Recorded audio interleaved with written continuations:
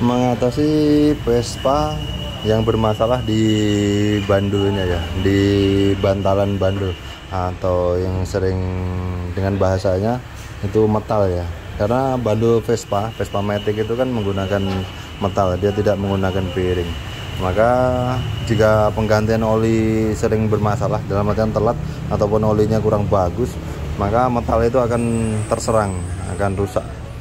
Saat metal itu rusak, maka yang kemungkinan rusak yaitu dua, yaitu pertama metal itu sendiri dan juga bandul dari bandul, karena metal itu bergesekan dengan bandul yang posisinya seperti ini. Ini di posisi seperti ini metalnya itu bergesekan di bagian sini dan sini. Dan untuk cara mengatasinya yaitu di bearing atau diganti bearing. Tetapi saat diganti bearing, apakah terus diganti bearing itu selesai masalah? Tidak, yaitu masalahnya malah menjadi ada sesuatu yang berbeda, yaitu di transferan oli. Di transferan oli itu menjadi sistemnya rusak, yaitu sistemnya tidak sesuai aslinya lagi, dan sistemnya itu tidak bisa berjalan dengan baik lagi, atau oli itu malah keluar kemana-mana, nggak terarah gitu. Jadi tekanan oli akan menurun, maka akan merusak mesin yang lainnya, malah mesin akan menjadi rusak semua saat jalur oli itu nggak kita perhatikan. Di sini penggantian bearing, tapi tetap jalur olinya tetap kita perhatikan, yaitu dengan cara seperti ini. Kan sebenarnya kecil tapi tetap dibubut sesuai dengan bearing yang kita tentukan. Bearing yang saya pakai di sini yaitu bearing 6905. Ini bearingnya juga nggak begitu besar-besar kali, tapi inilah pilihan yang terbaik menurut saya. Karena apa? Saat bearing itu terlampau besar, maka stopper di sini pun akan terbubut. Stopper bandul ini akan terbubut. Dia ini stopper bandul nih. Stopper bandul Vespa kiri kanan langsung kalter dia. Jadi bandulnya nabrak ke kalter gitu. Untuk stopper kiri kanannya. Saat bearing itu dia juga lebih besar, otomatis ini melebihi dari stopper ini. Jadi bandulnya malah bisa goyang kiri kanannya terlampau banyak, malah beresiko sekali. Itu makanya kita tentukan untuk bearing yang ukuran ini. Dan kenapa kok bearing dengan ukuran ini? Bearing dengan ukuran ini saat 2 biji. Ini yang kiri kita kasih 2 biji ya. Karena ya satu ya beban kerjanya berat juga, lagi pula yang kedua dia ukurannya pas banget gitu. Dengan bearing ini ternyata panjang ini tepat banget, pas banget ya.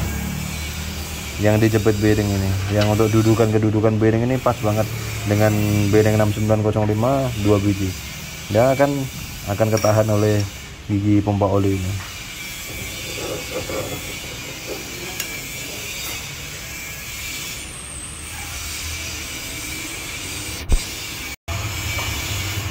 Dengan ukuran 2 bearing tadi akan ketahan oleh gigi ini. Gigi ini akan ditahan oleh banyak hal di sini. Dari puli-puli dan lain sebagainya dijepitin ini. Makanya bearing ini tetap posisi yang di situ terus, dia nggak akan bergeser.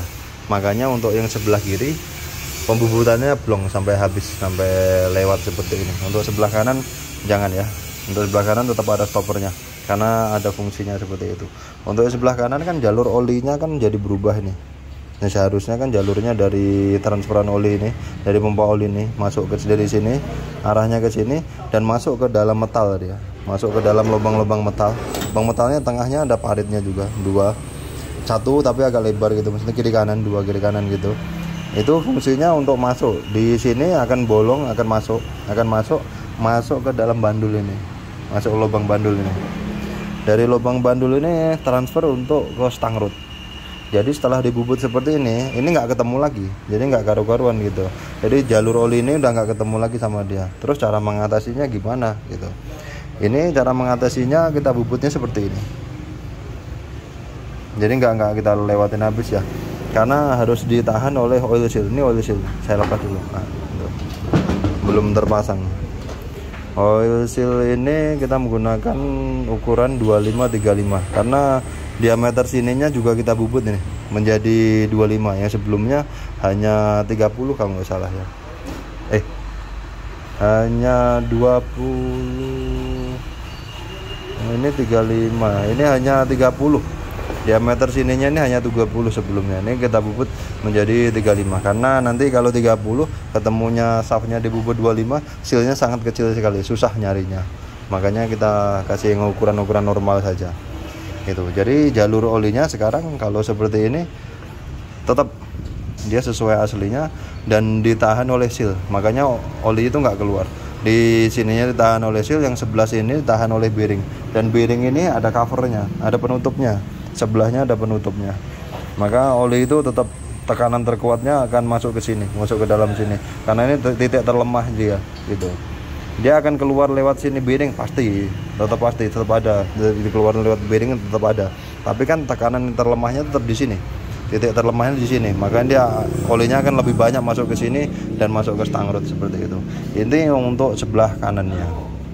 Terus yang untuk sebelah kiri kan dia ada oil jet ya, apa namanya itu yang fungsinya untuk menembak dari piston, ke piston dari tekanan oli itu. Sama aja, sistemnya sama aja, dari pompa oli masuk dari sini, masuknya ke depan sini. Saat masuk ke depan sini, ini kan menjadi sebuah masalah karena apa, dia keluarannya dari sini. Saat dia keluar dari sini, seharusnya kan dia arahnya ke sini, mengalir ke sini, melewat dari bandul tadi, lewat dari bandul. Dari bandul ada metalnya, lewat ini pertama melumasin metal dan akhirnya keluar untuk menembak ke piston ini. Ini fungsi utamanya. Tetapi sekarang kita ganti bearing. Jadi saat ini keluar begitu saja, makanya nggak karu-karuan, olinya akan nyemprot ke mana-mana. Tapi di sini diakalin dengan cara yaitu dibikin parit seperti ini. Itu sebagai fungsinya jalur oli itu. Dari sini masuk ke dalam sini dan akhirnya melewati parit ini menuju ke tembakan sini, menuju ke semprotan, menuju piston ini. Di sini akan diisi oleh bearing 2 biji. Jadi secara otomatis lubang ini akan ketutup oleh bearing ini. Lubang ini akan ketutup oleh bearing. Maka jalur oli ini tetap berjalan dengan bagus. Maka dari itu sistem sirkulasi oli tetap sesuai standarnya, cuman perbedaannya mesin ini sekarang udah menggunakan bearing dan aslinya masih menggunakan metal.